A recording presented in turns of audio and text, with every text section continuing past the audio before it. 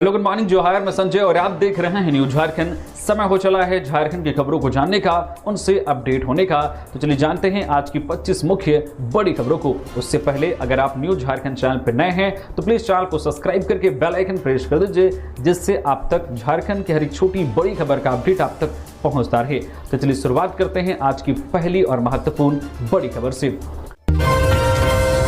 झारखंड में कल्याण छात्रवृत्ति भुगतान में देरी, हजारों विद्यार्थियों की पढ़ाई और फीस पर संकट। झारखंड में कल्याण पोस्ट मैट्रिक छात्रवृत्ति की राशि लंबे समय से जारी नहीं होने के कारण हजारों छात्र छात्राएं परेशान हैं। सत्र 2024-25, 2025-26 और 2026-27 के लिए आवेदन करने वाले कई विद्यार्थियों को अब तक छात्रवृत्ति नहीं मिली है। इसका असर कॉलेज फीस, नामांकन, हॉस्टल शुल्क, किराया और अन्य शैक्षणिक खर्चों पर पड़ रहा है। आर्थिक रूप से कमजोर विद्यार्थी छात्रवृत्ति पर निर्भर हैं, इसलिए कई को फीस भरने और पढ़ाई जारी रखने के लिए उधार लेना पड़ रहा है। कुछ विद्यार्थी पढ़ाई पूरी कर पास आउट भी हो चुके हैं, लेकिन उन्हें भी अब तक लंबित राशि नहीं मिली है। विद्यार्थियों और छात्र संगठनों ने सरकार से जल्द भुगतान करने तथा ई कल्याण पोर्टल की तकनीकी समस्याएं दूर करने की मांग की है। जानकारी के अनुसार पोस्ट मैट्रिक छात्रवृत्ति योजना में 60% राशि केंद्र सरकार और 40% राशि राज्य सरकार देती है। विधानसभा के मानसून सत्र में छात्रवृत्ति मद के लिए करीब 39 करोड़ रुपए का प्रावधान किया गया है, जिसे छात्र पर्याप्त नहीं मान रहे हैं। छात्र नेता तुषार दुबे और शोधार्थी चंदन कुमार ने कहा है कि बड़ी संख्या में जरूरतमंद विद्यार्थी अब भी राशि का इंतजार कर रहे हैं, जबकि कॉलेज और हॉस्टल फीस बकाया होने से उनकी पढ़ाई प्रभावित हो रही है। सरकार से लंबित छात्रवृत्ति का तत्काल भुगतान करने की मांग तेज हो गई है। झारखंड में आज आंधी बारिश का ऑरेंज अलर्ट, 50 किलोमीटर प्रति घंटे की रफ्तार से चलेंगी हवाएं। जानिए कल कैसा रहेगा मौसम।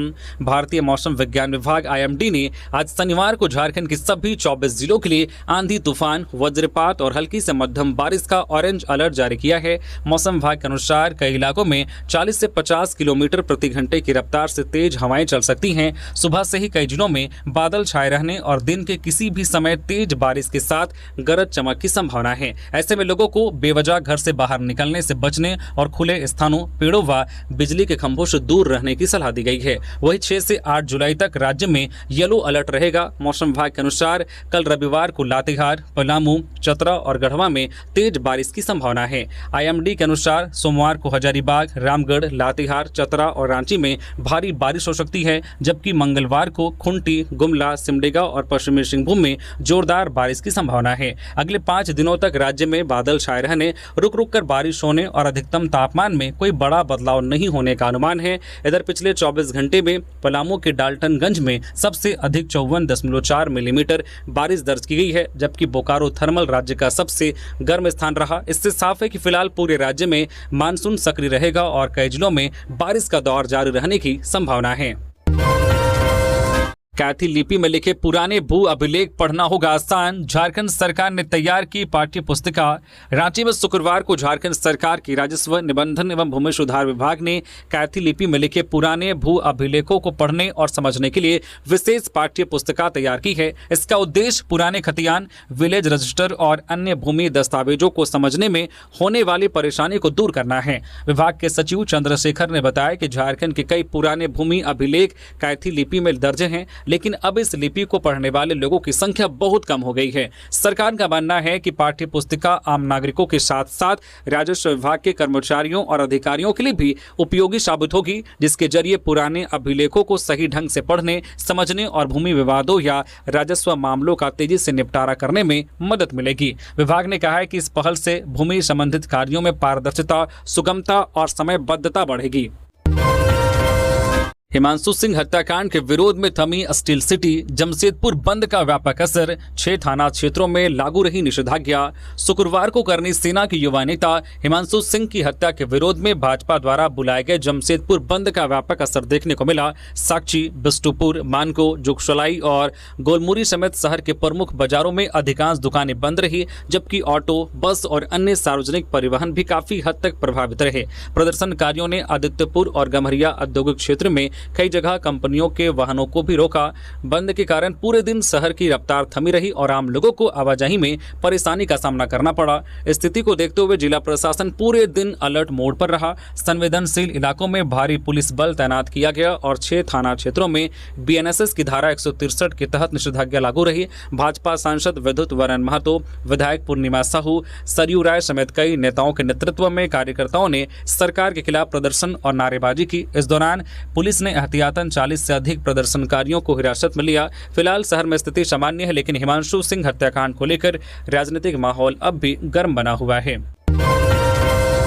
बीडीओ सीओ पद घटाने पर भड़के जयराम महतो, बोले वीआईपी सुरक्षा घटाइए, नौकरियां नहीं। झारखंड सरकार के उस फैसले पर सियासत तेज हो गई है जिसमें 12 से कम पंचायतों वाले प्रखंडों में अब बीडीओ और सीओ के 2 अलग अलग पदों की जगह एक ही अधिकारी दोनों जिम्मेदारियां संभालेंगे। इस फैसले का डुमरी विधायक जयराम महतो ने कड़ा विरोध किया है। सोशल मीडिया पर मुख्यमंत्री हेमंत सोरेन को संबोधित पोस्ट में उन्होंने कहा कि पद घटाने से सरकार को कोई बड़ा आर्थिक लाभ नहीं होगा, बल्कि प्रशासनिक व्यवस्था कमजोर होगी और युवाओं के रोजगार के अवसर भी कम हो जाएंगे। उनका दावा है कि इस फैसले से बीडीओ और सीओ स्तर के 107 पद खत्म हो सकते हैं। जयराम महतो ने कहा कि यदि सरकार को खर्च कम करना है तो प्रशासनिक पदों में कटौती करने के बजाय मंत्रियों और वीआईपी की अतिरिक्त सुरक्षा घटानी चाहिए। उनका सुझाव है कि अतिरिक्त सुरक्षा कर्मियों को भ्रष्टाचार निरोधक एजेंसियों में लगाया जाए ताकि जांच व्यवस्था मजबूत हो सके। उन्होंने नियुक्तियों में देरी, जेपीएससी और जेएसएससी की कार्यप्रणाली पर भी सवाल उठाए और रिक्त पदों पर जल्द बहाली की मांग की। वही सरकार का कहना है कि छोटे प्रखंडों में एक अधिकारी द्वारा दोनों जिम्मेदारियां संभालने से प्रशासनिक व्यवस्था अधिक व्यावहारिक और प्रभावी बनेगी। सरसों तेल में मिलावट से एक ही परिवार के 5 लोगों की हुई थी मौत, लैब रिपोर्ट में हुआ खुलासा। पलामू जिले के पड़वा प्रखंड के सिक्का गांव में एक ही परिवार के 5 लोगों की मौत के मामले में चौंकाने वाला खुलासा हुआ है। रांची स्थित स्टेट फूड टेस्टिंग लेबोरेटरी की जांच रिपोर्ट में पीड़ित परिवार के घर से लिए गए सरसों तेल के नमूने में आर्गेमोन, मैक्सिकाना, कटेला, पीला धतूरा के तेल की मिलावट की पुष्टि हुई है। रिपोर्ट के अनुसार कटेला के बीज सरसों जैसे दिखने के कारण पेराई के दौरान तेल में गए, जिससे तेल जहरीला हो गया। इसी दूषित तेल के सेवन को परिवार के 5 सदस्यों की मौत का मुख्य कारण माना जा रहा है। विशेषज्ञों के अनुसार कटेला का तेल मानव स्वास्थ्य के लिए बेहद खतरनाक होता है। इसके सेवन से शरीर में सूजन, आंतरिक अंगों को नुकसान और ड्रॉपसी जैसी गंभीर बीमारियां हो सकती है। लैब की अंतिम रिपोर्ट स्वास्थ्य विभाग को सौंप दी गई है, जिसके बाद प्रशासन और खाद्य सुरक्षा विभाग सतर्क हो गए हैं। अब ग्रामीण क्षेत्रों के तेल मिलों और बाजारों में बिक रहे सरसों तेल की जांच तेज करने तथा मिलावट रोकने के लिए सख्त कार्रवाई की तैयारी की जा रही है। जेपीएससी पीटी रिजल्ट जारी, 2204 अभ्यर्थी सफल। 18 से 20 जुलाई तक होगी मुख्य परीक्षा। झारखंड लोक सेवा आयोग जेपीएससी ने संयुक्त सिविल सेवा प्रारंभिक प्रतियोगिता परीक्षा 2025 का परिणाम जारी कर दिया है।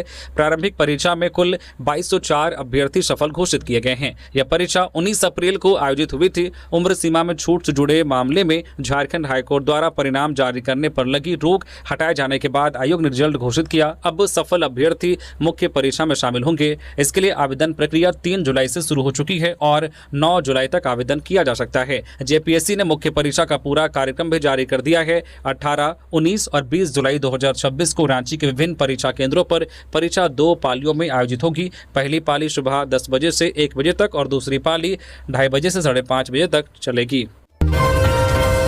सुरक्षा गार्ड और काफिले की गाड़ियां लौटाकर बिना सुरक्षा निकले वित्त मंत्री, जानिए क्यों उठाया बड़ा कदम। झारखंड के वित्त मंत्री राधाकृष्ण किशोर ने अपनी सुरक्षा में तैनात सभी सुरक्षा कर्मियों और काफिले की 3 गाड़ियां सरकार को लौटा दी हैं। शुक्रवार को वह बिना सुरक्षा के ही क्षेत्रीय दौरे पर निकले। पहले खेलगांव स्टेडियम में आयोजित कार्यक्रम में पहुंचे और इसके बाद प्रोजेक्ट भवन सचिवालय गए। जानकारी के मुताबिक उन्होंने सुरक्षा कर्मियों के आवागमन के लिए एक अतिरिक्त वाहन उपलब्ध कराने की मांग की थी। उनका कहना था कि 16 पुलिस कर्मियों को सिर्फ 3 वाहनों में ले जाना व्यवहारिक और सुरक्षा की दृष्टि से उचित नहीं है, लेकिन मांग पर कोई निर्णय नहीं होने के बाद उन्होंने यह कदम उठाया। राधाकृष्ण किशोर ने 29 जून को डीजीपी को लिखे पत्र में अपनी नाराजगी भी जाहिर की। उन्होंने बताया कि 21 अप्रैल को भी अतिरिक्त वाहन उपलब्ध कराने का अनुरोध किया था, लेकिन कोई जवाब नहीं मिला। इतना ही नहीं, वित्त विभाग की ओर से एक वाहन पुलिस मुख्यालय को वापस करने का नोटिस मिलने के बाद उन्होंने इसे अपनी गरिमा से जुड़ा विषय बताते हुए वाहन समेत पूरी सुरक्षा व्यवस्था लौटाने का फैसला कर लिया। अब उनके इस कदम को लेकर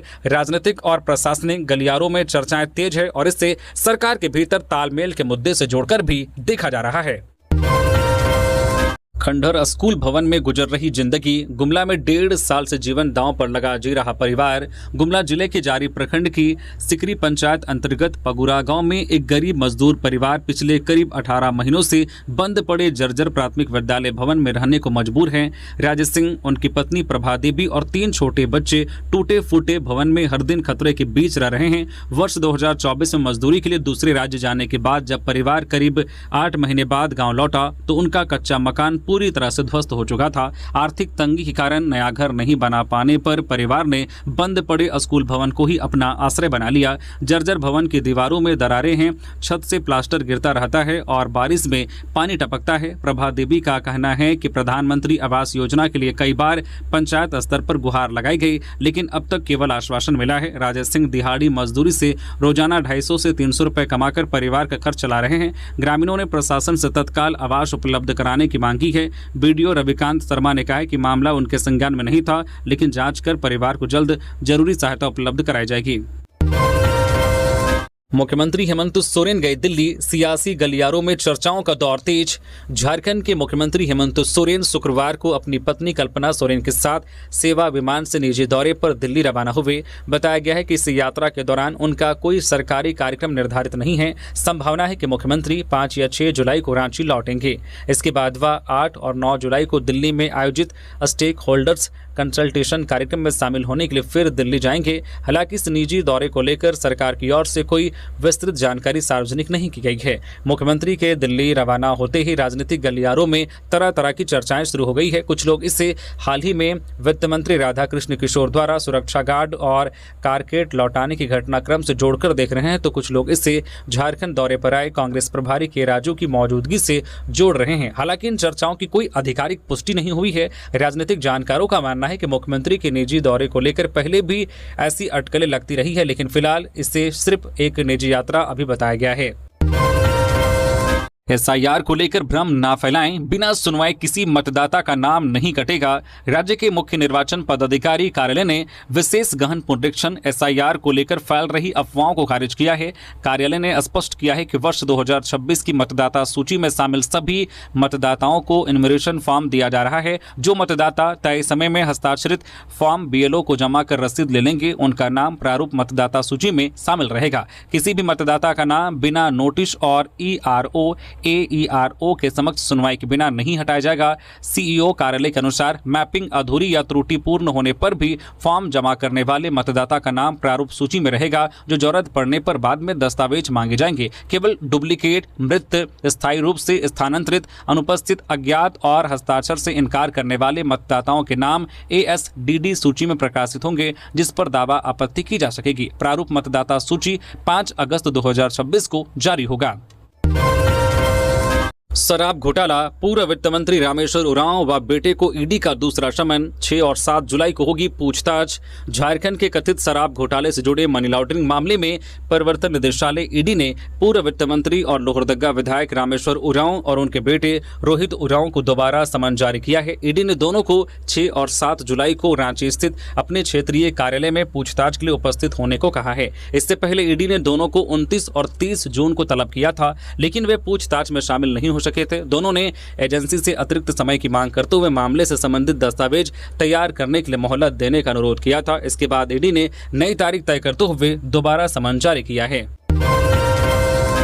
31 जुलाई से शुरू होगा राजकीय श्रावणी मेला। 28 अगस्त तक बाबा वैद्यनाथ धाम में स्पर्श पूजा पर रोक।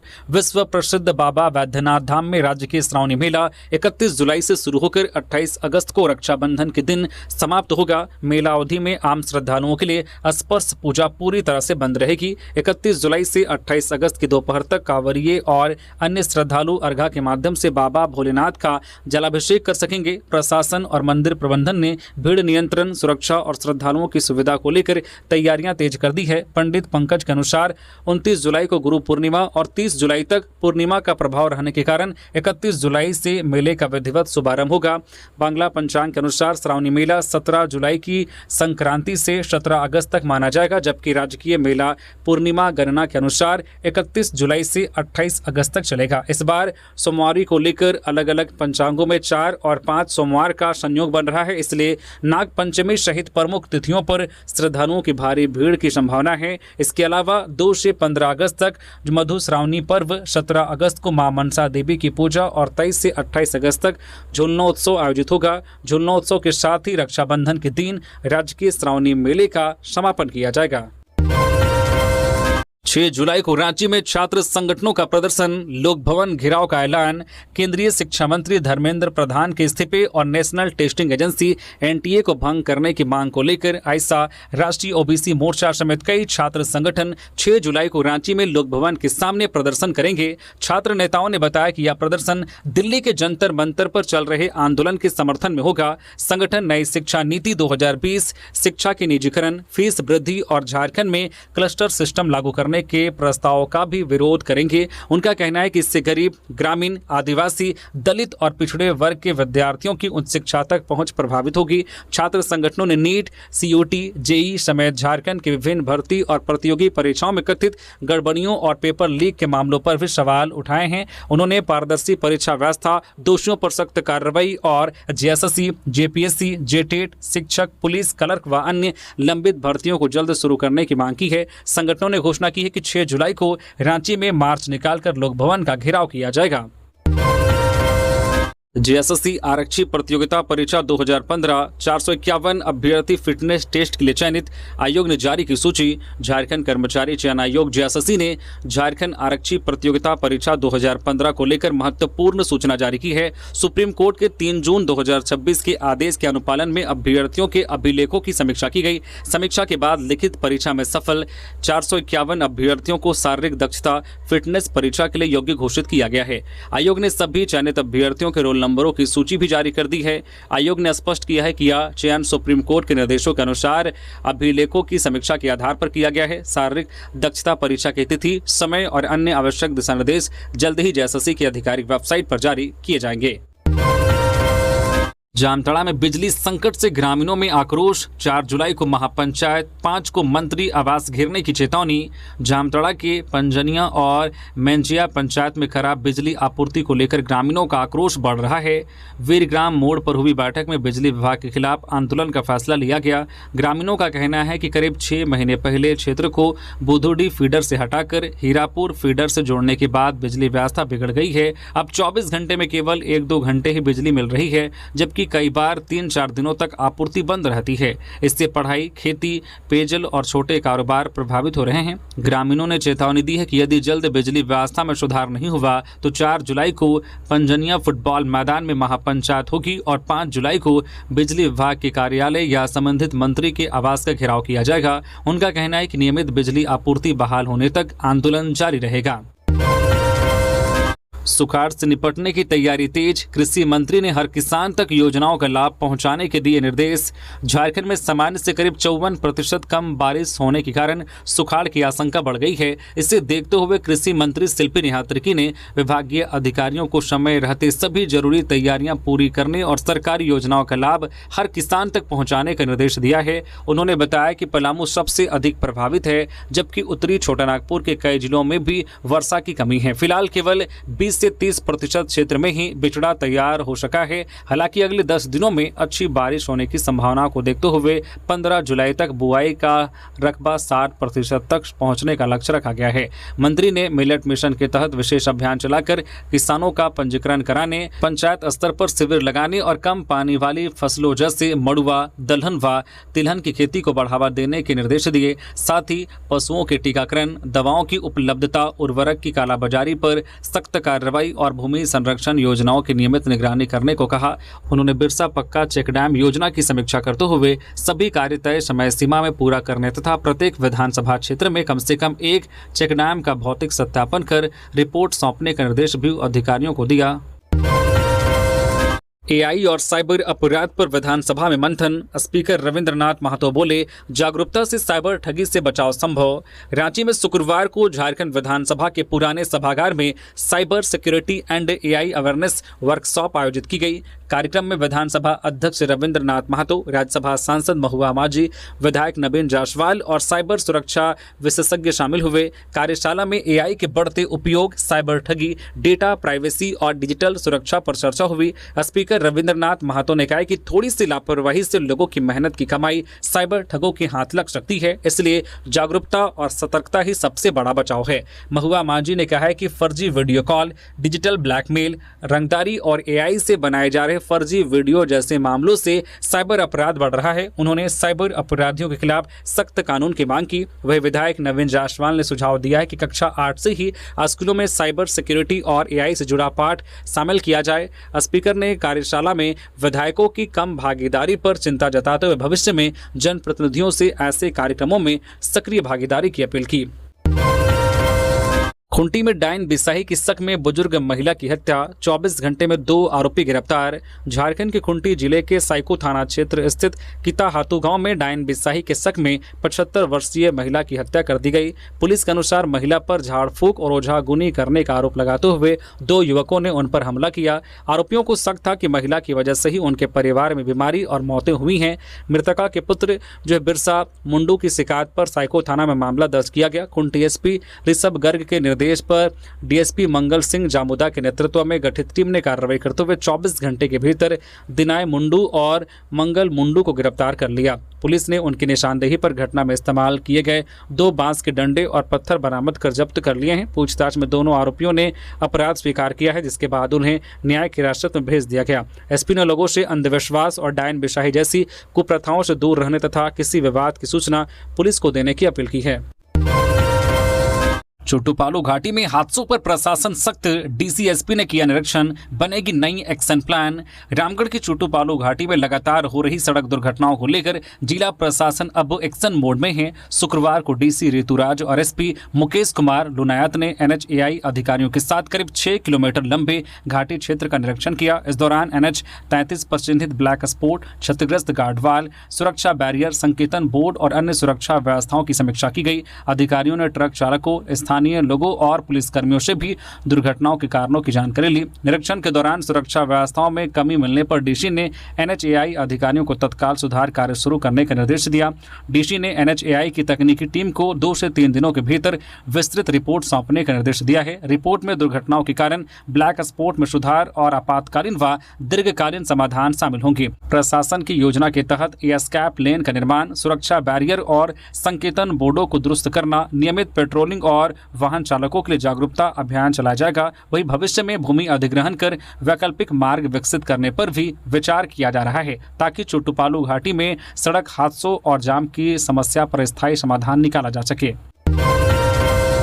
कुर्मी महतो को एसटी दर्जा देने की मांग को मिला नया समर्थन, शुवेंदु अधिकारी ने उठाई आवाज। पश्चिम बंगाल विधानसभा में नेता प्रतिपक्ष शुवेंदु अधिकारी ने कुर्मी महतो समुदाय को अनुसूचित जनजाति एसटी का दर्जा देने की मांग का समर्थन किया है। उन्होंने कहा कि पश्चिम बंगाल सरकार को इस मुद्दे पर केंद्र सरकार के समक्ष मजबूती से पक्ष रखना चाहिए और आवश्यक प्रक्रिया आगे बढ़ानी चाहिए। पुरलिया और जंगलमहल क्षेत्र में रहने वाले कुर्मी महतो समुदाय लंबे समय से एसटी दर्जे की मांग कर रहा है। शुवेंदु अधिकारी के इस बयान के बाद झारखंड में भी इस मुद्दे को लेकर राजनीतिक चर्चा तेज होने की संभावना है। यहां भी कुर्मी महतो समुदाय लंबे समय से एसटी दर्जे की मांग करता रहा है और इसे लेकर कई बार रैली, धरना, महापंचायत और रेल रोको आंदोलन हो चुके हैं। हालांकि किसी भी समुदाय को अनुसूचित जनजाति की सूची में शामिल करने के लिए राज्य सरकार की अनुशंसा, केंद्र सरकार की प्रक्रिया और संवैधानिक मंजूरी आवश्यक होती है। ऐसे में पश्चिम बंगाल में बढ़ते राजनीतिक समर्थन का असर झारखंड की राजनीति पर भी पड़ सकता है। श्रावणी मेला 2026 की तैयारियां तेज, बासुकीनाथ धाम पहुंचे डीसी, श्रद्धालुओं की सुविधा और सुरक्षा पर खास जोर। दुमका के उपायुक्त अभिजीत सिन्हा ने राज्य के श्रावणी मेला 2026 की तैयारियों का जायजा लेने के लिए बासुकीनाथ धाम का निरीक्षण किया। उन्होंने रूट लाइन, शिवगंगा, संस्कार मंडप, तारा मंदिर, नंदी चौक, नागनाथ चौक समेत मेला क्षेत्र के प्रमुख स्थलों का दौरा कर तैयारियों की समीक्षा की। उपायुक्त ने कहा कि श्रावणी मेला में लाखों श्रद्धालु पहुंचते हैं, इसलिए उनकी सुविधा, सुरक्षा और सुगम जलार्पण सुनिश्चित करना जिला प्रशासन की सर्वोच्च प्राथमिकता है। उन्होंने स्वास्थ्य विभाग को संवेदनशील स्थानों पर चिकित्सा शिविर, बाइक एम्बुलेंस और आपातकालीन सेवाएं उपलब्ध कराने के निर्देश दिए। निरीक्षण के दौरान उपायुक्त ने मेला क्षेत्र में LED स्क्रीन के माध्यम से महत्वपूर्ण सूचनाएं प्रसारित करने, खोया पाया केंद्र को प्रभावी बनाने, साफ सफाई, कचरा प्रबंधन, टेंट निर्माण और बिजली व्यवस्था समय पर पूरी करने के निर्देश दिए। साथ ही सभी विभागों को आपसी समन्वय के साथ तय समय सीमा में सभी तैयारियां तैयारियां पूरी करने को कहा ताकि श्रावणी मेले के दौरान श्रद्धालुओं को सुरक्षित, स्वच्छ और बेहतर सुविधाएं मिल सके। ट्रेन पकड़ने जा रहे रिटायर्ड चिरेका कर्मी को पिकअप ने रौंदा, मौके पर हुई मौत।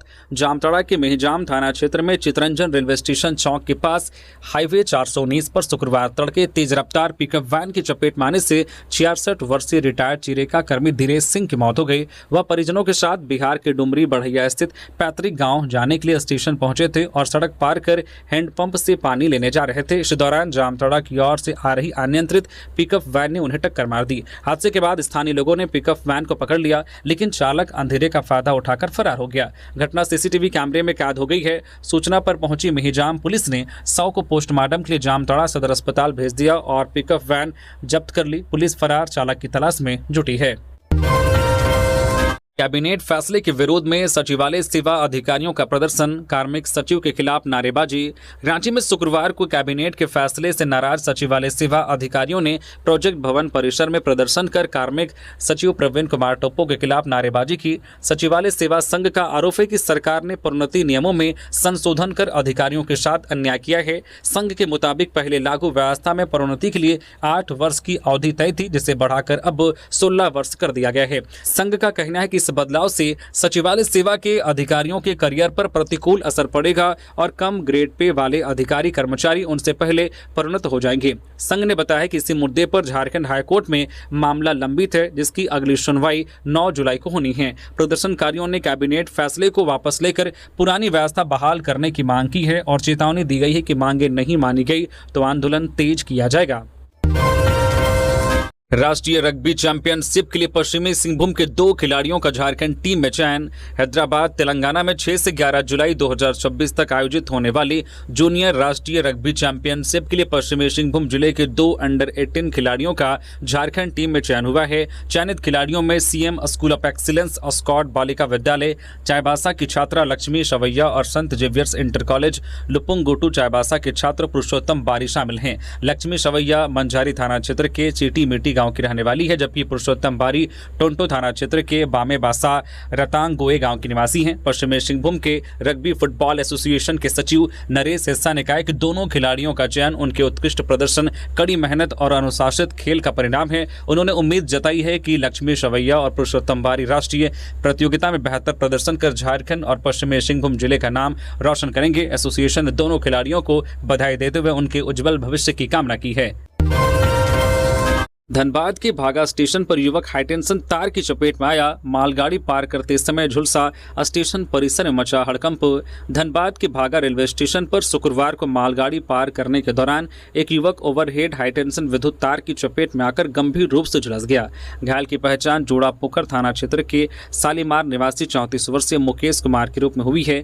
प्रत्यक्षदर्शियों के अनुसार मुकेश स्टेशन पर खड़ी मालगाड़ी के ऊपर चढ़कर दूसरी ओर जाने की कोशिश कर रहे थे। इस दौरान ऊपर से गुजर रही विद्युत लाइन के संपर्क में आने से वह झुलस गए, जिसके बाद स्टेशन परिसर में अफरा तफरी मच गई। स्थानीय लोगों और परिजनों की मदद से घायल युवक को तुरंत शहीद निर्मल महतो मेडिकल कॉलेज एवं अस्पताल पहुंचाया गया, जहां चिकित्सकों की निगरानी में उनका इलाज चल रहा है। डॉक्टरों के अनुसार उनकी हालत गंभीर बनी हुई है।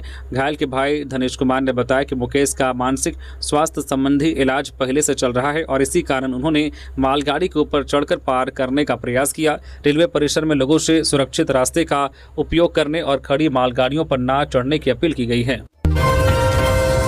निरसा विधायक को गैंगस्टर प्रिंस खान ने दी धमकी, विधायक ने धनबाद एसएसपी से शिकायत कर कार्रवाई की मांग की।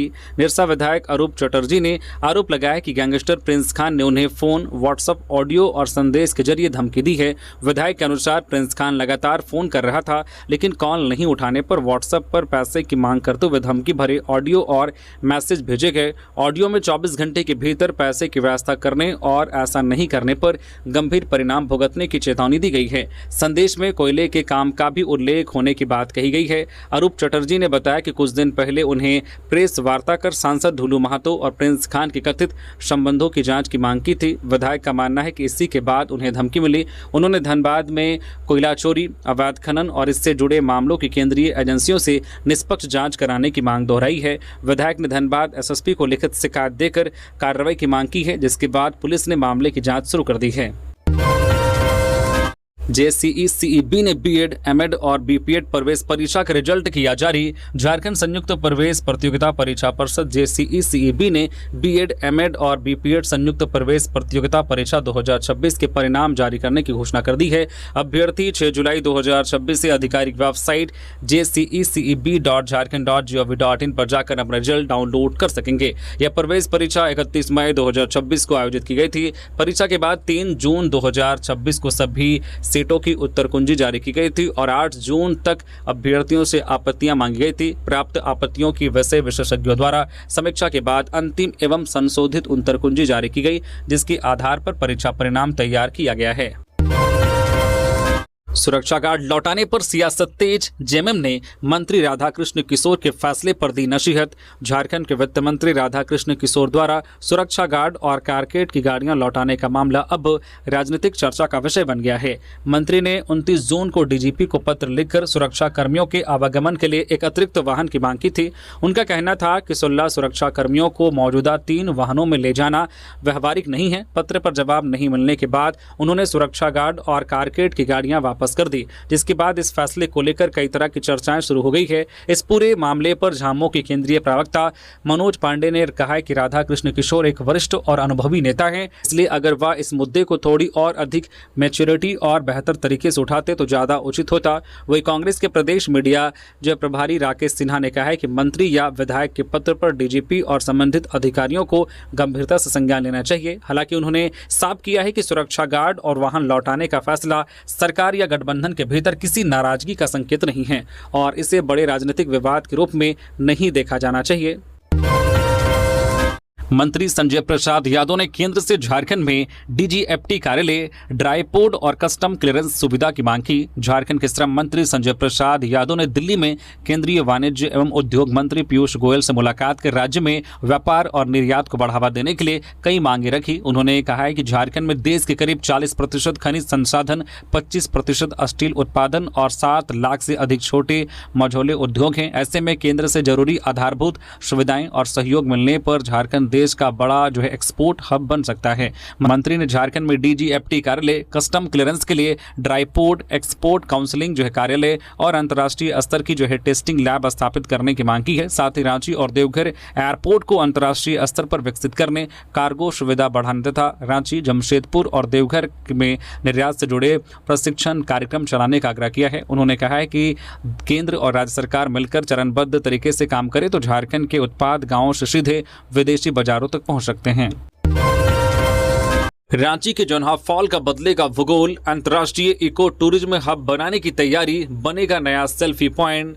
रांची के प्रसिद्ध जोन्हा फॉल को अंतर्राष्ट्रीय स्तर के इको टूरिज्म हब के रूप में विकसित करने की तैयारी शुरू हो गई है। मुख्यमंत्री हेमंत सोरेन के निर्देश पर शुक्रवार को वन, पर्यावरण एवं जलवायु परिवर्तन विभाग की टीम ने फॉल का निरीक्षण किया। PCCF हॉक संजीव कुमार के नेतृत्व में अधिकारियों ने पहुंच मार्ग, पार्किंग, पर्यटकों की सुरक्षा, शुद्ध पेयजल, आधुनिक शौचालय, विश्राम स्थल, कचरा प्रबंधन और नए व्यू पॉइंट व सेल्फी पॉइंट बनाने की संभावनाओं का जायजा लिया। उद्देश्य प्राकृतिक सुंदरता को सुरक्षित रखते हुए पर्यटकों को बेहतर सुविधाएं उपलब्ध कराना है। अधिकारियों ने कहा कि विकास कार्य पर्यावरण और जैव विविधता को नुकसान पहुंचाए बिना किए जाएंगे। परियोजना में स्थानीय ग्रामीणों और संयुक्त वन प्रबंधन समिति की भागीदारी सुनिश्चित की जाएगी। साथ ही स्थानीय वनोत्पाद और आदिवासी हस्तशिल्प के स्टॉल भी लगाए जाएंगे, जिससे युवाओं और महिलाओं को रोजगार के नए अवसर मिलेंगे। विभाग ने पूरी परियोजना की DPR जल्द तैयार करने के निर्देश दिए हैं ताकि जोन्हा फॉल को आधुनिक पर्यटक स्थल के रूप में विकसित करने का काम तेजी से किया जा सके। पुष्पा महतो हत्याकांड में बड़ा अपडेट, 25 पुलिसकर्मी निलंबन मुक्त, 3 अफसर अब भी सस्पेंड। बोकारो के चर्चित पुष्पा महतो हत्याकांड में बड़ी प्रशासनिक कार्रवाई सामने आई है। पिंडराजोरा थाना के निलंबित 28 पुलिसकर्मियों में से 25 पुलिसकर्मियों को निलंबन मुक्त कर दिया गया है। हालांकि इन सभी के खिलाफ विभागीय जांच अभी जारी रहेगी। जांच रिपोर्ट में इन पुलिसकर्मियों की जांच में लापरवाही या कथित घूसकांड में सीधी संलिप्तता नहीं मिली। वही तत्कालीन थाना प्रभारी अभिषेक रंजन, मुंशी अक्षय कुमार, और केस की जांच के अधिकारी अनिकेत कुमार अब भी निलंबित हैं। मुख्य आरोपी दिनेश कुमार महतो का पुलिस कस्टडी में वीडियोग्राफी के जरिए बयान भी दर्ज किया गया है। गौरतलब है कि 21 जुलाई 2025 को पुष्पा महतो कॉलेज में फॉर्म जमा करने के लिए घर से निकली थी, जिसके बाद वह लापता हो गई। परिजनों ने पुलिस पर शुरुआती जांच में लापरवाही का आरोप लगाया था, जिसके बाद मामला हाईकोर्ट पहुंचा। कोर्ट के निर्देश पर एसआईटी गठित की गई और आरोपी दिनेश कुमार महतो को गिरफ्तार किया गया। पुलिस के अनुसार आरोपी की निशानदेही पर 100 के अवशेष और घटना से जुड़े अहम साक्ष्य बरामद किए गए। फिलहाल मामले में विभागीय जांच और कानूनी कार्रवाई जारी है। ये थी आज की झारखंड की टॉप बड़ी खबरें। इसी तरह से झारखंड की हर छोटी बड़ी खबर देखने के लिए आप न्यूज झारखंड चैनल को सब्सक्राइब करके बेल आइकन प्रेस कर दीजिए, जिससे आप तक झारखंड की हर छोटी बड़ी खबर का अपडेट आप तक पहुंचता रहे। तो अभी के लिए बस इतना ही, हमें दीजिए इजाजत, फिर मिलते हैं किसी और खबरों के साथ। धन्यवाद।